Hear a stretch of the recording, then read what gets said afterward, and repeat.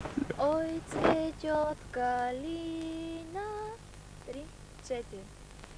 Ой, цветет калина в саду у ручья, парня молодого полюбила я, парня полюбила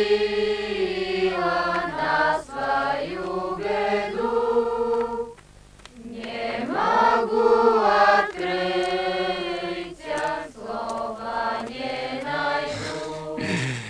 Аз тук съм написал едно стихотворение. Ето нашата чета трета се качи на самолета. Ние сме първенци в съревнованието, дигаме и сваляме. Сваляме.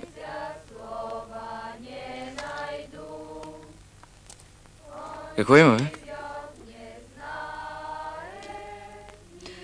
Тъй като реших да остана до край честна в отношенията си към тебе, тъй като не желая да излезе, че съм говорила зад гърба ти, държа да ти кажа, че аз разкрих на щаба кой си. И кой съм? Въпросът е ужасно сериозен и няма място за ирония.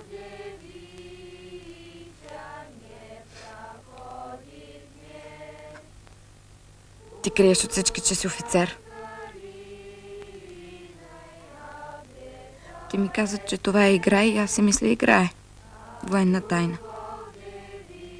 Аз бях и против непозволените взривове. Бях ли против? Нали бях против? Бях против. Но след снощния случай с триколера, постъпката ти ме накара да се замисля.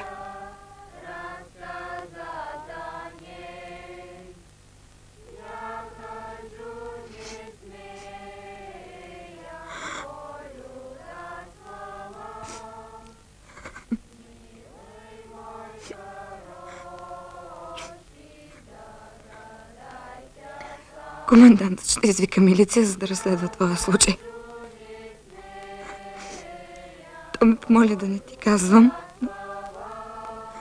Това е.